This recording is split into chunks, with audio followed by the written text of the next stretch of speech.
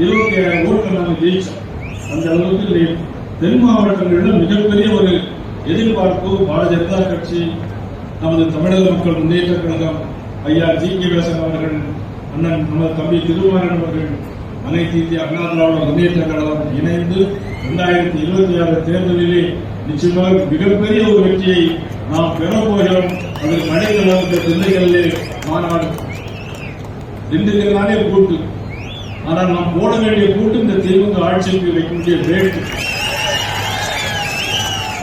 இவ்வளவு நேரம் அமைதியாக இருந்து மாநாட்டை சிறப்பித்த உங்கள் அனைவருக்கும் நன்றி தெரிவித்தோடு நிச்சயமாக உறுதியாக சொல்கிறேன், தமிழ்நாட்டில் ஆட்சி மாற்றம் வருவது உறுதி உறுதி, யாராலும் மாற்ற முடியாது.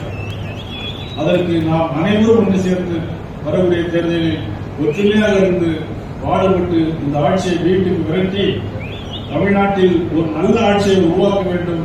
பாலூர் நரேந்திர மோடி அவருடைய தலைமையிலே ஒரு தமிழகத்திலும் ஆட்சி மாற்றம் வர வேண்டும்.